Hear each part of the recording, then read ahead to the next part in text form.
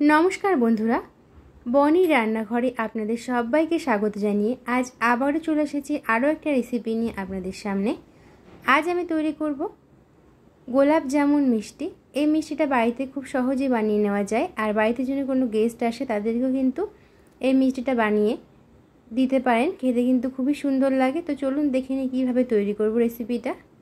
কালো জামুন মিষ্টি তৈরি করার জন্য আমি এখানে একটা কড়াই নিয়ে নিয়েছি। এবার এর ভেতরে আমি দিয়ে দিয়েছি দুধ। আমি এখানে 1 লিটার মাদার ডেয়ারি দুধ নিয়ে নিয়েছি। এবার দুধটা দিয়ে দিয়েছি। এবার দুধটা দিয়ে ভালোভাবে দুধটাকে জাল করে নেব। ভালোভাবে জাল করে নেওয়া হয়েছে। দেখুন দুধটা অনেকটাই কিন্তু কমে এসেছে। এবার এই দুধটাকে ছানা করে নেব মিষ্টির জন্য। আমি এই দুধটাকে কাটার জন্য ছানা কাটার পাউডার ব্যবহার করেছি। আমি এখানে 2 চামচ ছানা কাটার পাউডার দিয়ে দেব। দিয়ে ছানাটা কেটে নিচ্ছি। তবে এখানে আপনারা চাইলে কিন্তু এক ভিনিগার অথবা লেবু দিয়েও কেটে নিতে পারেন। আমি 2 চামচ ছানা কাটার পাউডার দিয়ে দিয়েছি। দিয়ে এবার ছানাটা কেটে নেব।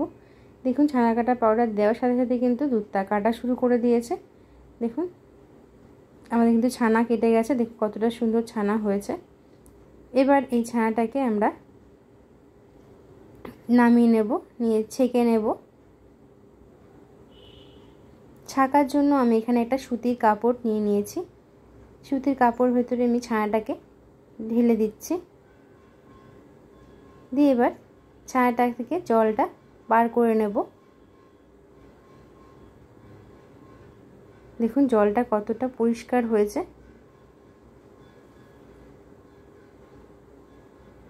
এবার এই ছানাটাকে ভালো করে এবার ধুয়ে নেব। জলটা পাল্টে পাল্টে ছানাটাকে ধুয়ে নেব।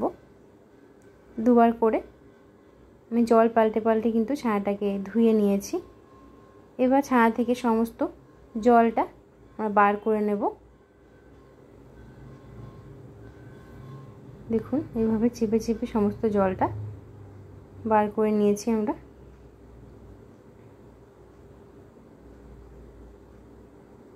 সমস্ত জলটা কিন্তু বেরিয়ে গেছে।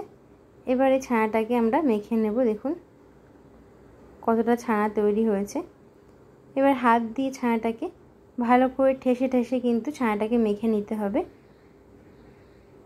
দেখুন এইভাবে চেপে চেপে ছানাটাকে মেখে নিতে হবে। এবার আমরা এর ভিতরে দিয়ে দেব চিনি। আমি এখানে 1 চামচ মতো চিনি এখানে দিয়ে দিয়েছি। আর এখানে দিয়ে দেব আমুল দুধ। আমুল দুধ এখানে দিয়ে দেব 2 চামচ মতো। আমুল দুধ দিয়ে দেওয়ার পর আমরা এখানে দিয়ে দেব ময়দা। বাইন্ডিংয়ের জন্য আমি এখানে ময়দা দিয়ে দিচ্ছি। আমি এখানে 1 চামচ মতো ময়দা দিচ্ছি। তবে এখানে আপনারা আরও 1 চামচ কিন্তু ব্যবহার করতে পারেন। তবে আমি এখানে 1 চামচ দিলাম। ময়দা বেশি দিলে আমার কাছে ভালো লাগে না, এর জন্য আমি 1 চামচ ময়দা দিয়ে দিয়েছি। এবার সমস্ত কিছুর সাথে ছানাটাকে আবারও ভালো করে কিছুক্ষণ মেখে নেব ঠেসে ঠেসে। এই ছানাটা যত ভালো মাখা হবে তত কিন্তু ভালো আমাদের মিষ্টিটা নরম হবে আর খেতেও ভালো হবে। এবার এখানে আমরা দিয়ে দিয়েছি 1 চামচ ঘি আর দিয়ে দিলাম 1/2 চামচ বেকিং পাউডার। ঘি আর বেকিং পাউডারটা দিয়ে আমি ভালো করে আবারও মেখে নেব। দেখুন আমাদের কিন্তু মেখে নেওয়া হয়ে গেছে। এবারে আমরা এই ছানাটা থেকে আমরা মিষ্টির জন্য গোল গোল বল তৈরি করে নেব এক সমান। দেখুন এভাবে আমি সমস্ত ছানা থেকে বল তৈরি করে নিয়েছি। এবার আমরা বলগুলোকে ভাজার জন্য একটা কড়াইতে নিয়ে নিয়েছি সাদা তেল। এখানে সাদা তেলেই ভাজতে হবে। তেলটা একটু হালকা গরম হয়ে এলেই আমরা এই ছানার বলগুলোকে দিয়ে দিয়েছি। আমি সব বল একবারে দেইনি, আমি অর্ধেক বল দিয়ে দিয়েছি। দিয়ে এবার ছানার বলগুলোকে ভেজে নেব। অনবরত এভাবে নাড়াচাড়া করতে হবে উল্টে পাল্টে, এভাবে যাতে একদিকে কালার না হয়ে যায়। এর জন্য উল্টে পাল্টে সব দিকে যাতে ভালোভাবে কালারটা হয় এদিকে লক্ষ্য রেখে আমাদের ছানার বলটাকে ভেজে নিতে হবে। গ্যাসের ফ্লেমটা কিন্তু একদম লোতে করা আছে।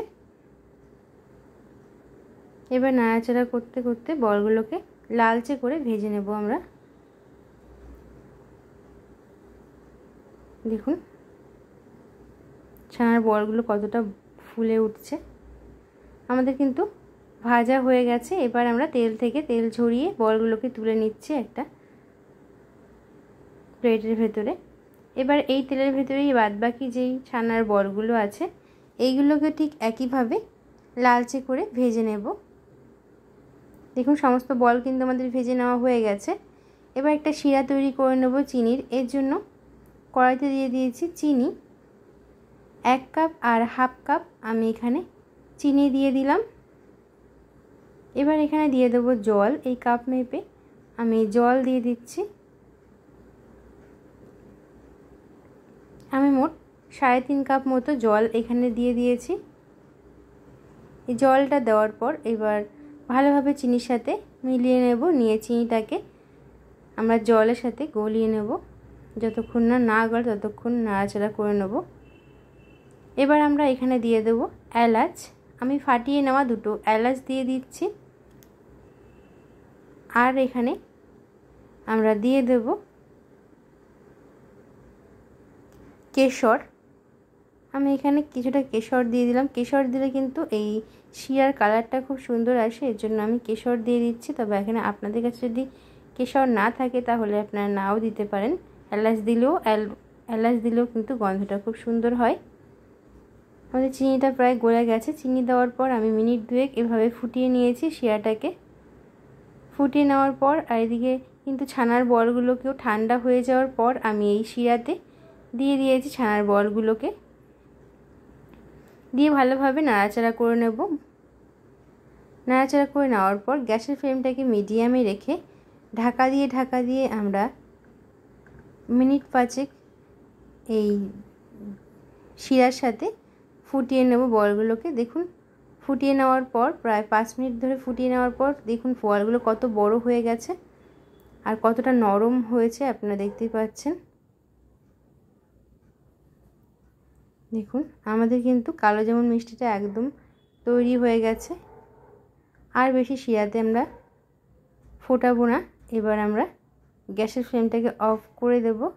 দিয়ে এবার রেখে দেব প্রায় 5-6 ঘন্টা মতো, যাতে শিরাটা ভালোভাবে মিষ্টির মধ্যে ঢুকে যায়। এবার আমি একটা বাটিতে সার্ভ করে নিয়েছি। দেখুন মিষ্টিটা কতটা সুন্দর হয়েছে, আপনারা দেখতেই পাচ্ছেন কতটা বড় আর নরম হয়েছে। আপনারা বাড়িতে সহজেই কিন্তু এই রেসিপিটা বানিয়ে নিতে পারেন। আমি একটা মিষ্টি আপনাদের কেটে দেখিয়ে দিচ্ছি কতটা নরম। তাহলে বন্ধুরা আজকের মতো আমার রেসিপি এই পর্যন্ত। আমার এই রেসিপিটি যদি ভালো লাগে তাহলে আমার চ্যানেলটিকে সাবস্ক্রাইব করে পাশে থাকবেন, লাইক কমেন্ট শেয়ার করবেন। ধন্যবাদ।